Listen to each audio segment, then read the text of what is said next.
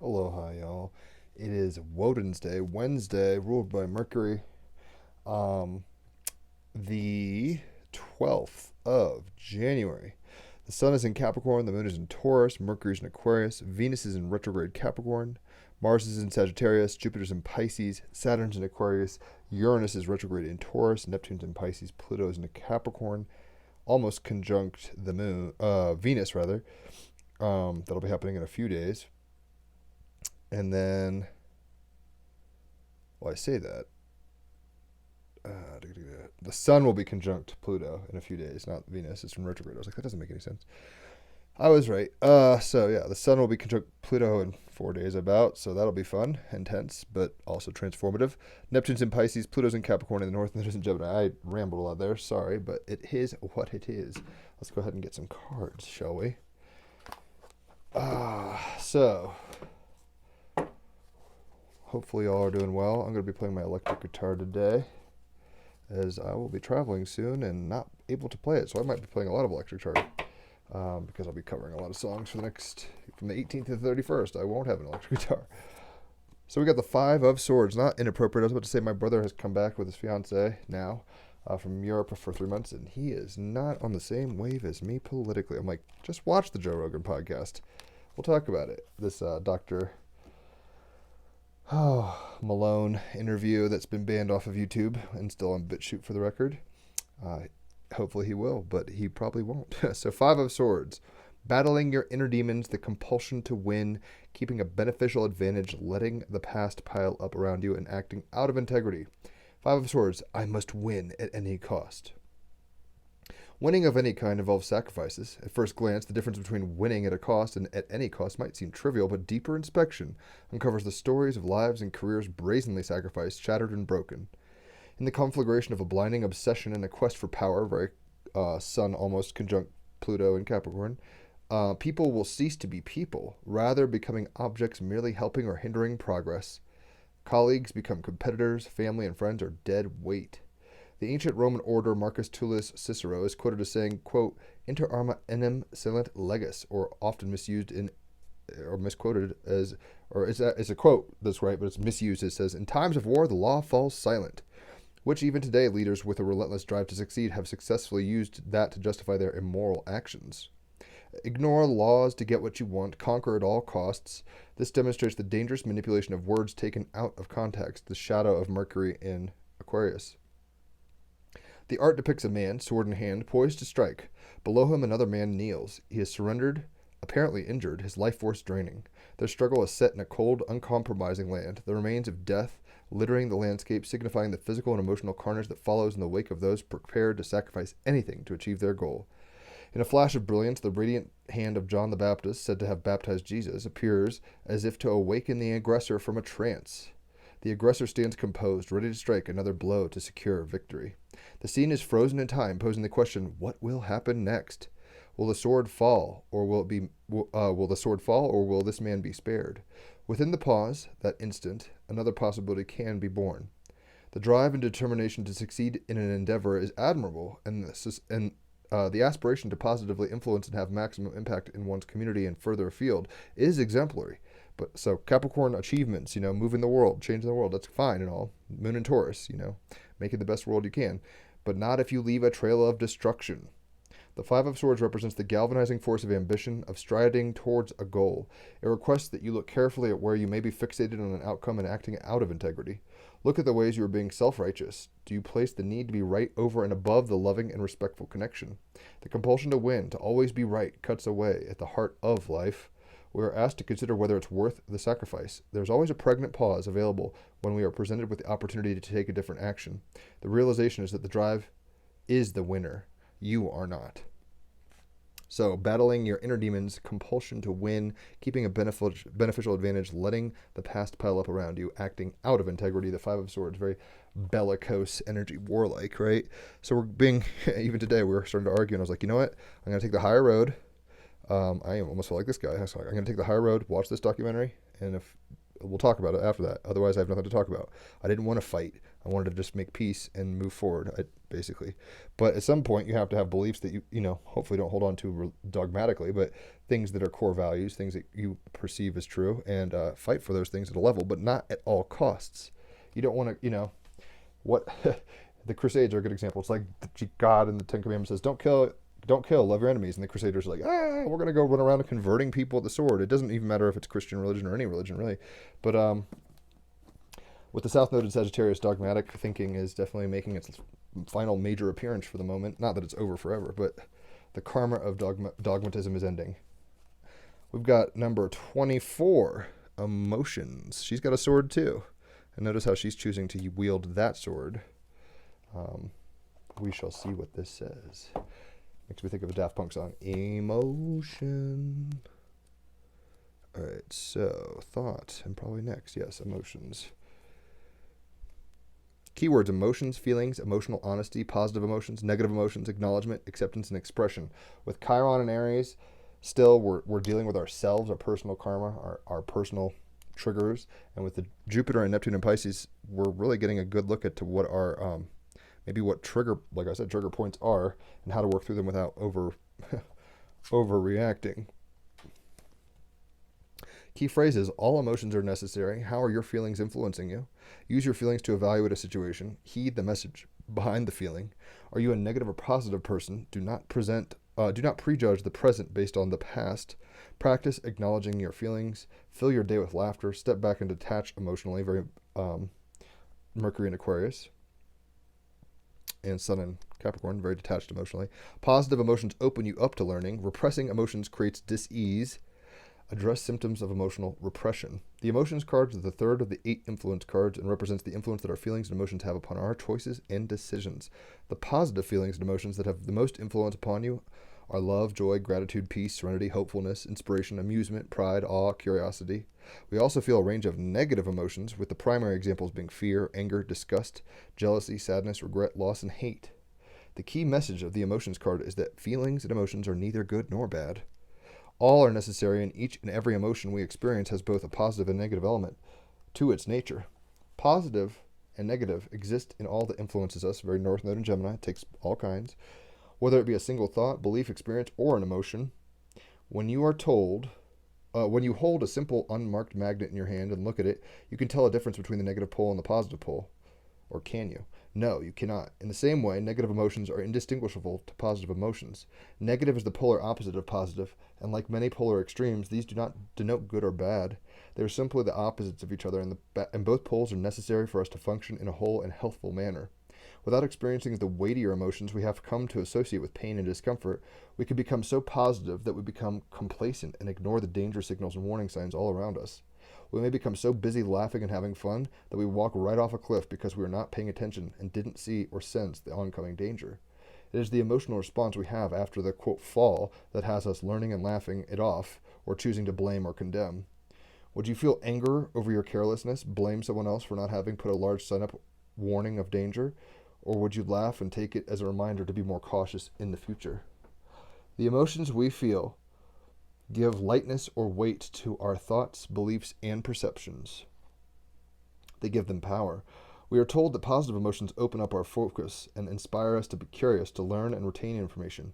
Negative emotions focus and narrow our attention to ensure we deal with an issue.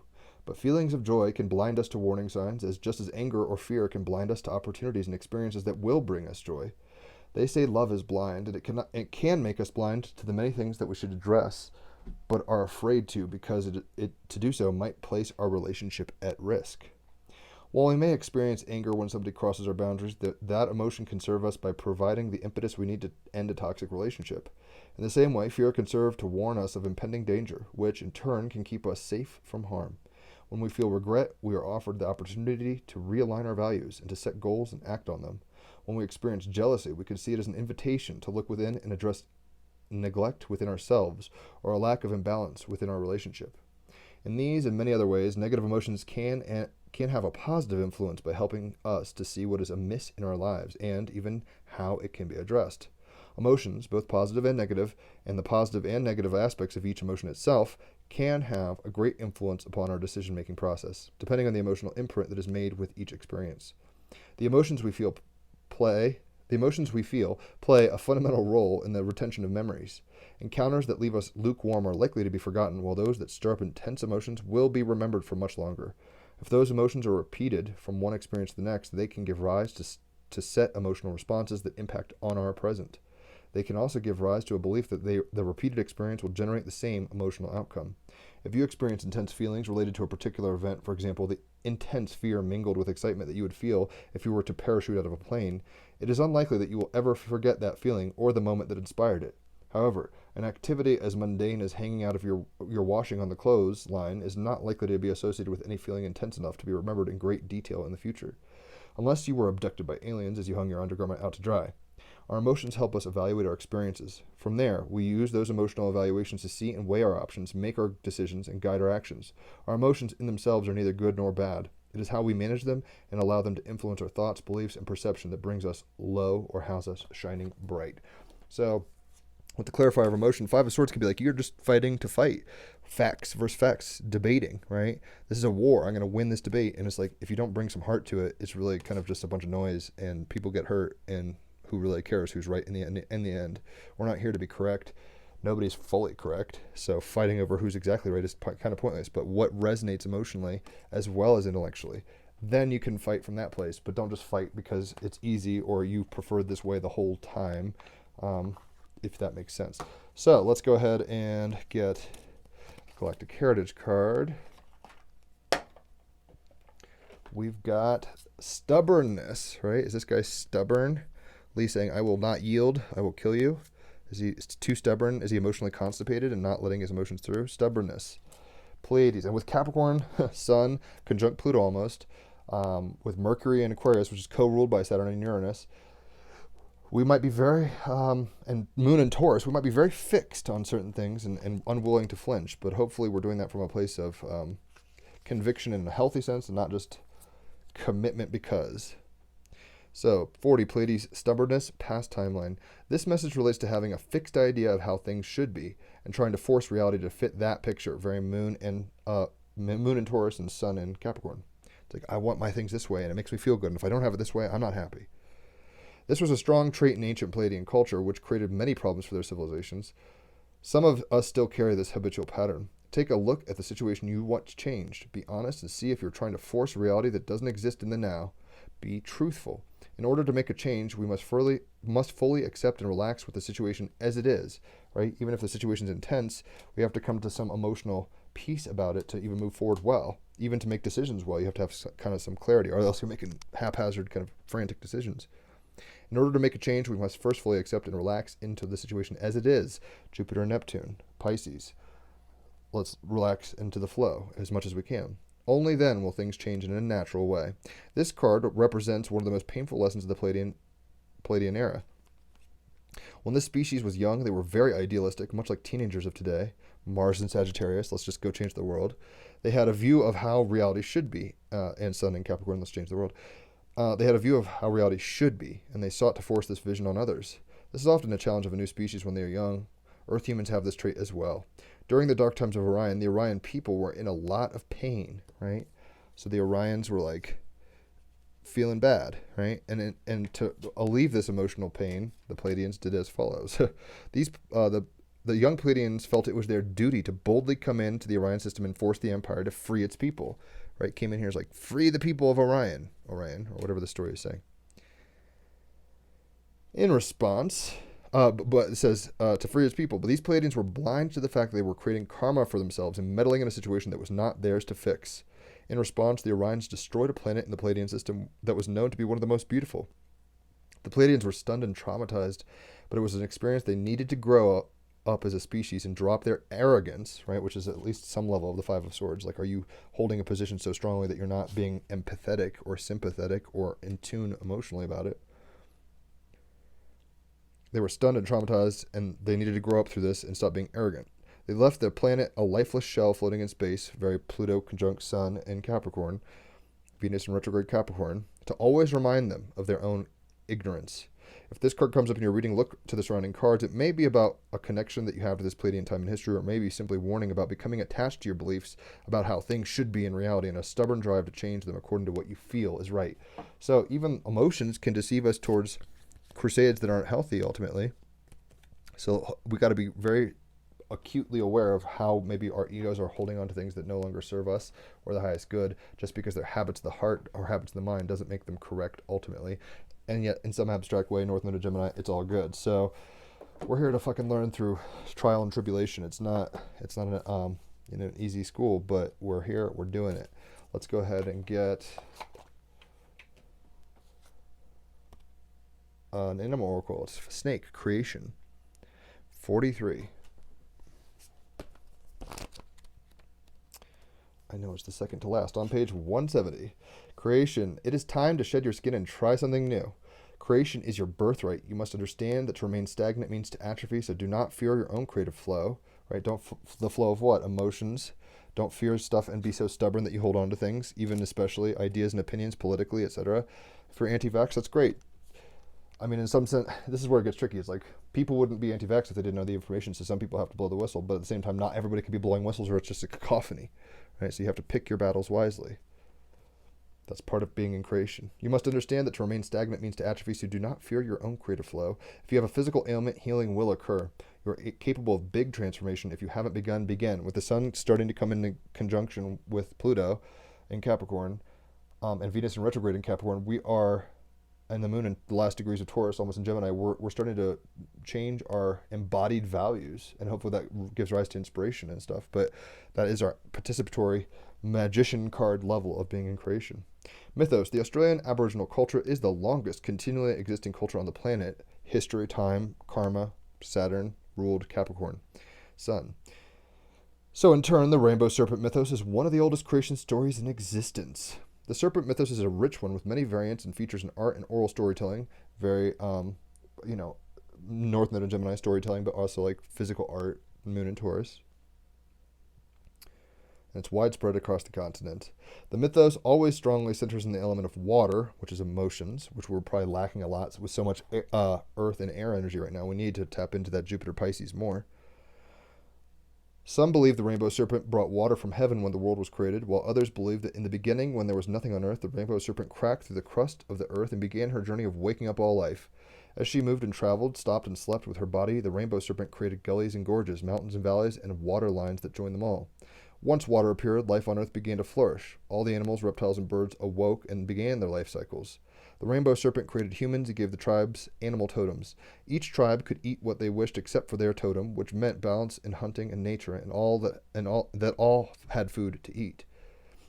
Moon and Taurus. It's like, do we have our supplies? Are we all going to be fed? In reality, this and very structured, right, way to do it, Capricorn Sun. In reality, this indicated an instruction for a balanced coexistence between tribe and people, and for a need for a deep connection and synergy with the land, Moon and Taurus, Capricorn Sun. Australia is one of the most environmentally sensitive places on the planet, our lack of water being but one reason for that. The rainbow serpent asks us to recognize the preciousness of water and how we rely upon it for the continuation of life itself. Snakes are one of the most powerful symbolic animals throughout the cultures of the world. Some of the most famous mythos include the Norse, which Midgard serpent Jormungandr battles at Thor at Ragnarok, the Nidhogg Naga, the dragon that sits at the base of the world tree. There's also the Greek Gnostic Ouroboros, which is on the magician's belt of the magician card. The snake eating its tail, and this is on page 171. The snake eating its tail is a sign of the cycles of life and death always continuing. The representation of evil and temptation in the Bible and the story of Adam and Eve. The snake dance of the Hopi people and the snake-headed Medusa of the Greeks. As protective divine animals, they were honored by the ancient Egyptians, the cobra especially, by Hindus, and Buddhists with the Naga. Snake magic. It would be possible to write a very thick book simply on snake magic alone, such as its variety and power. For our purposes here, use snake magic for two main intentions. First, for creation, and second, for protection. Snake energy is almost unmatched in its ability to stimulate the flow of creative forces, enable those ideas and concepts to be successfully transformed into reality. We need that emotional flow to prevent stubbornness and stagnation in order so that we don't atrophy mentally and just, get dry and cranky, basically. If you are stuck for ideas, lacking the flow to get things happening, or literally lack fertility in any area, call upon the snake. As for protection in so many cultures, snakes are the protectors of the truth and all that is good. If you're worried about being robbed, about others stepping over your boundaries, or you need an energy to keep you safe, coiling snake energy is perfect to invoke. So, the status ranges from critically endangered to the least concerned, depending on the species. Obviously, there's a shit ton of kinds of snakes. But what we're doing in creation is being both, it's both and, right? North Node and Gemini. We're both emotional and mental creatures. Let's not get stuck emotionally. Let's not get stuck mentally. That's kind of what we're getting with the energy right now. With the moon in the last degrees of Taurus, with all this Capricorn and Aquarius energy, we can be very fixated and very stubborn on a lot of things.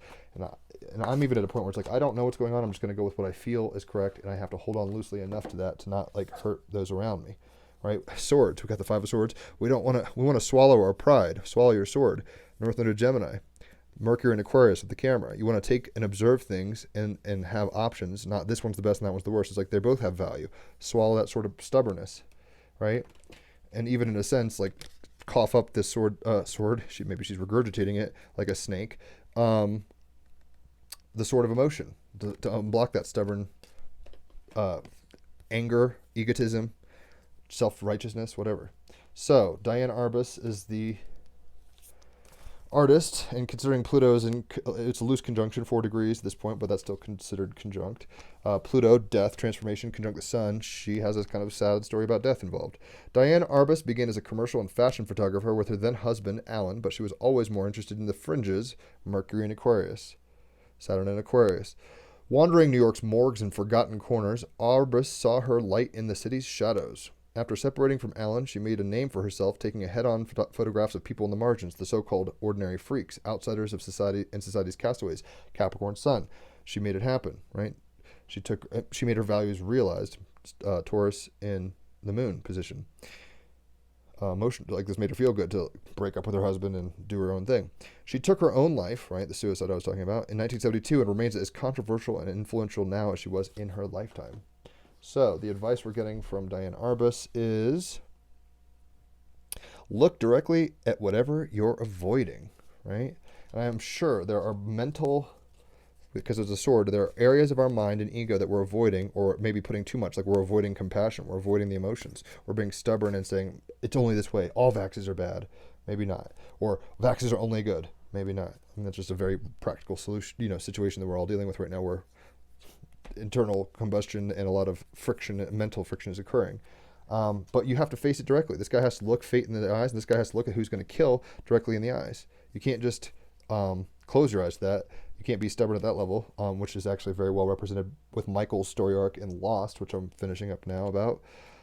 Got one or two more seasons left. But the emotional blockage is very possible right now, given there's no lubrication. There's not a whole, it's like a lot of air and a lot of earth. So we need that Jupiter in Pisces and Neptune in Pisces to invigorate us in our dream and create the lubrication for the smoothness of creation. So look directly at whatever you're avoiding. Don't just run away from problems. Like, you don't have to involve yourself with the news outlets and media all day, but like, I tend to be like, I don't know, I don't care. And that's very stubborn. And that's not the best look, possibly. So just be aware. And we're all doing the best we can down here, so you can only beat yourself up so much. So we've got Moldavite as the stone. Moldavite, kind of crazy stone. What it is, Moldavite is a glassy, pale to dark green tektite formed by a meteorite impact around 15 million years ago in what is now Germany. It's trippy as fuck, and it's expensive. Very Taurus moon, Capricorn sun. It's like high quality, rare physical item. Who needs it? Spiritual seekers. Mars and Sagittarius. Extraterrestrials trapped in human bodies. Mercury and Saturn in Aquarius. Ayahuasca enthusiasts. Jupiter and Pisces. Aquarians. Where to put it? In the middle of your forehead during meditation, altars, alien landing sites. When to use it? When you feel too grounded or too disconnected from spirit. Moldavite is all about operating at a higher frequency. When you're looking like John the Baptist, that's the higher frequency. It's like friend or foe, or how about think of it in another way, you stubborn little monkey man with the sword of death. When you feel too grounded or disconnected from spirit, Moldavite is all about operating at a higher frequency. When you're looking for more wow and whoa, Jupiter and Neptune and Pisces, North Node and Gemini, last degrees. On the meditation cushion and beyond, explode your perceptions with Moldavite. It says, transform your life on earth. And that is what we're trying to do. And, we're trying to transform our reality on earth, like this is the battlefield of earth, and not be stuck in positions that don't serve us emotionally, ultimately, don't serve creation, ultimately. You have to have your perspective, but know that there's always an antithetical perspective to your perspective, and then we're all kind of doing this word dance together, so you have to kind of confront where you're avoiding directly. Your friends are your enemies, and your enemies are your friends. That's a really hard kind of mental concept to grasp, right?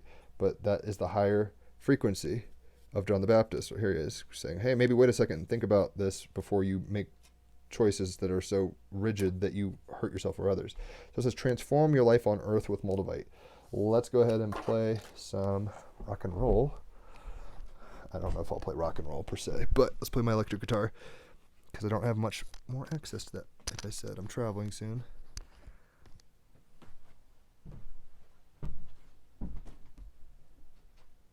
With the sun in Capricorn and the moon in Taurus, we're really grounded right now. I mean, even if you're getting in fights, you're holding your ground, but are you holding your ground at the cost of expansion emotionally? Are you holding your ground because you want to be right and you don't want to check out other information sources or other opinions? So you got to be discerning about that. One has to be discerning. So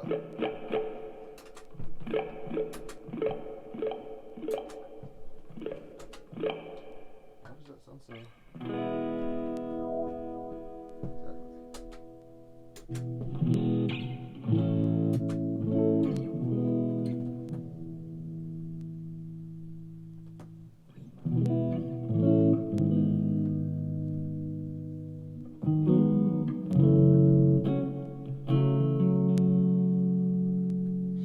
Five of Swords with emotions. So it's almost like, are you picking battles that you don't need to fight just to win them? Let's go with some heavier sound.